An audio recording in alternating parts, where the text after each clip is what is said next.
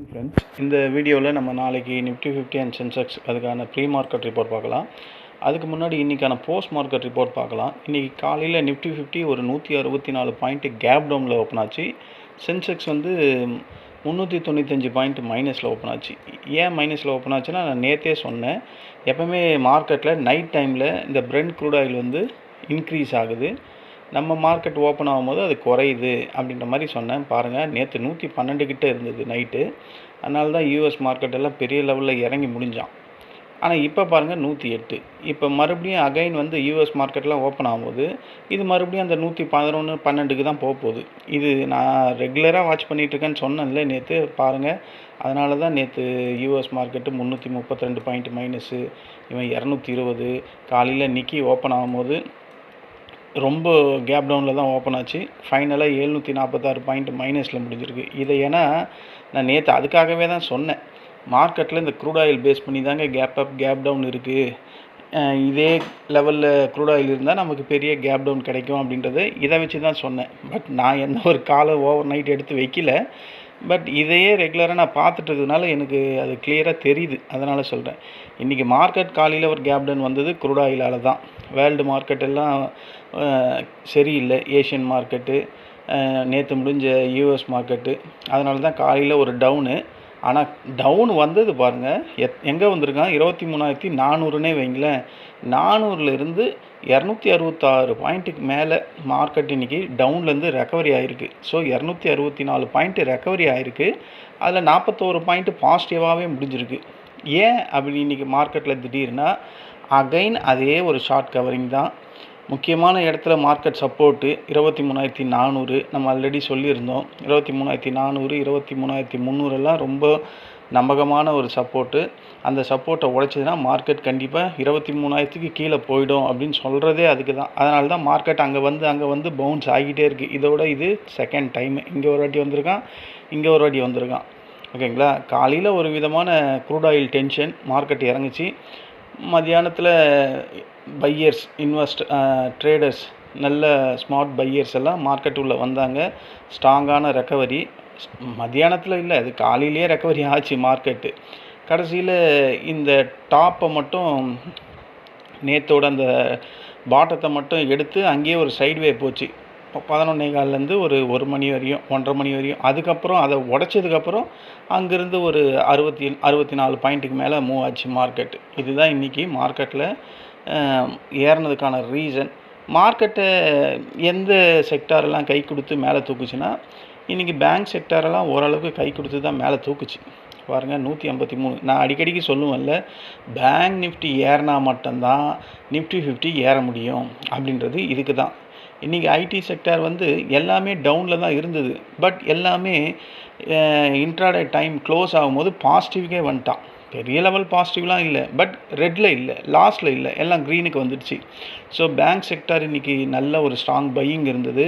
Reliance and energy first கிளாஸாக இன்றைக்கி அவன் தாங்க மார்க்கெட்டை மேலே தூக்கினான். ரிலையன்ஸு ஸ்ட்ராங்கான சப்போர்ட்டு. மெட்டல் ஸ்டாக்ஸ் இன்றைக்கி இந்த ஹிண்டல்கோ நல்ல ரேலிக்கு ஒரு சப்போர்ட்டு. ஐடி சில ஸ்டாக்ஸ் வந்து நல்ல ரெக்கவரி வந்தது. அதாவது பாட்டத்தில் போனாலும் அந்த லாஸஸ் எல்லாம் ரெக்கவரி பண்ணி மார்க்கெட்டை ஹெல்ப் பண்ணியிருக்கு. ஹெவி வெயிட்ஸு, இந்த ரிலையன்ஸு இதெல்லாம் ஏறினதுனால தான் மார்க்கெட் இன்றைக்கி ஒரு 41 பாயிண்ட்டு பாசிட்டிவில் முடிஞ்சிருக்கு. ஓகேங்களா. மார்க்கெட்டை எந்த செக்டர்லாம் கீழே இழுத்துது அப்படின்னு கேட்டால், இந்த க்ரூட் ஆயில் ஃபியர் ஒரு பக்கம், நம்ம ருப்பி வீக்னஸ் ஒரு பக்கம். நேற்று எஃப்ஐ செல்லிங்கில் இருந்திருக்காங்க, இன்றைக்கி தெரிஞ்சு எனக்கு பையிங்கில் இருப்பாங்களோன்னு தோணுது. குளோபல் டென்ஷன், ஈரான் பிரச்சனை, இந்த ஸ்ட்ரைட் ஆஃப் ஹார்மோஸ், இந்த பிரச்சனையெல்லாம் மார்க்கெட்டை இது காலங்காலமாக மார்க்கெட்டை கீழே தான் இழுத்துக்கிட்டு இருக்குது. நமக்கு குளோபலாக இருக்கக்கூடிய ஒரு பிரச்சனை க்ரூட் ஆயில் ப்ரைஸ் ஹையராக இருக்கிறது, ருப்பி வீக்னஸாக இருக்குது. சம்டைம் இந்த எஃப்ஐ செல்லிங் பண்ணுறது, சம்டைம் இந்த ஐடி ஸ்டாக்ஸ் எல்லாம் பெரிய லெவலில் ப்ரெஷரில் வந்து கீழே விழுறது. பல நேரத்தில் பேங்க் செக்டர் கை கொடுக்காமல் போகிறது. அதே மாதிரி தான் இன்றைக்கி வந்து க்ரூட் ஆயில் ப்ரைஸும் ருப்பி வீக்னஸும் குளோபல் டென்ஷனும் தான் மார்க்கெட்டை இன்றைக்கி காலையில் கீழே இறக்குச்சு. கீழே இறக்குனாலும் 9:30லேருந்து மார்க்கெட் மேலே மட்டும்தான் போயிட்டு இருந்தது, கீழே வரவே இல்லை. அகைன் இந்த லோவை மார்க்கெட் உடைச்சா மட்டும்தான் மார்க்கெட் பியரிஷில் வரும்.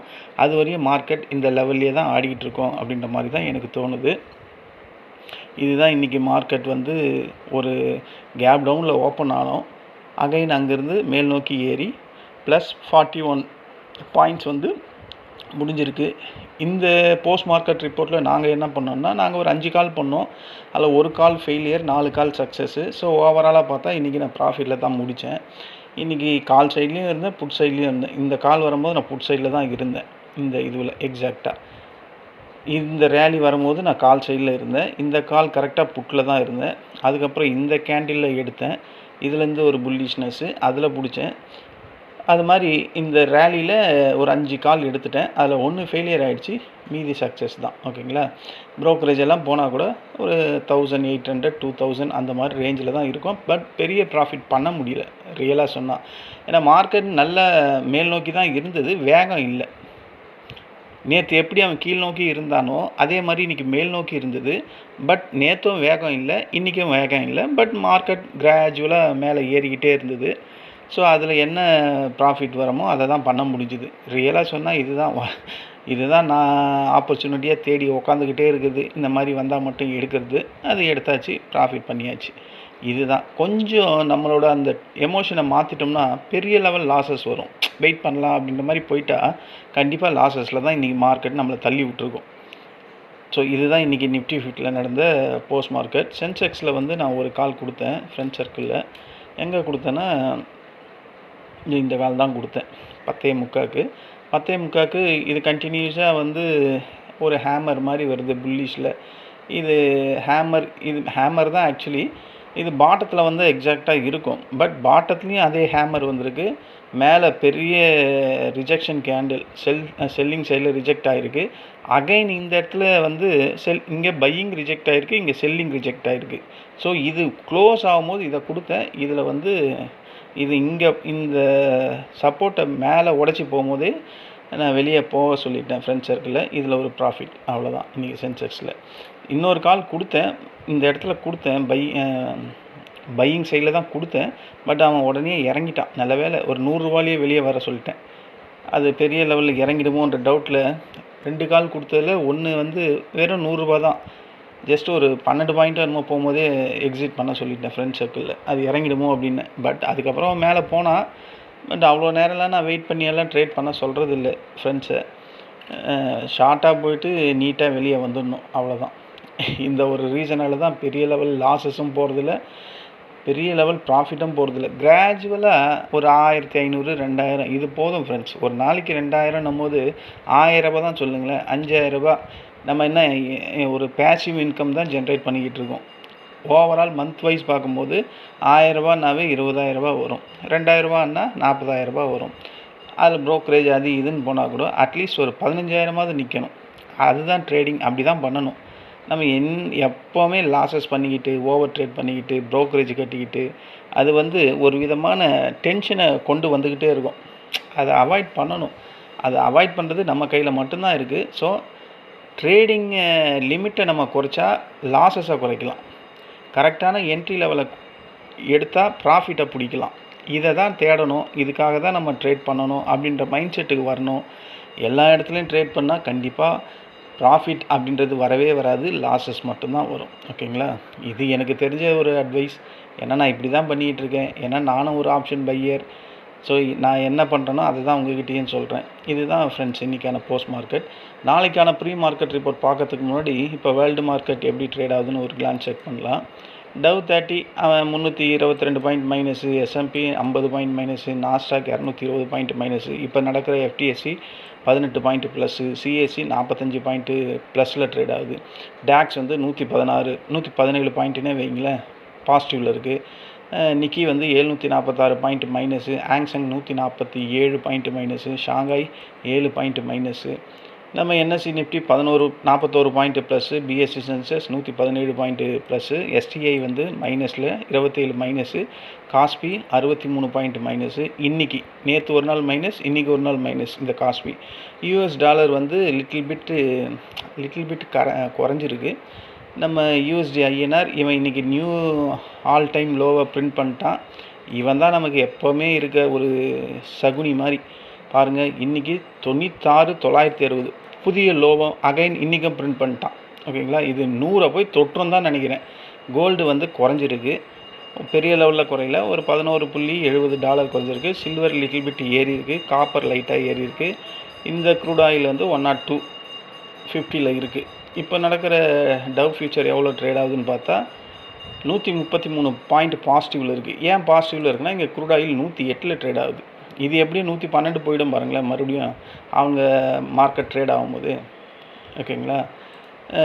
டவ் ஃபியூச்சர் இப்போ எவ்வளோ ட்ரேட் ஆகுதுன்னு பார்த்தா அவன் 182 இருக்கான். இப்போ மணி 5:45 ஆகுது.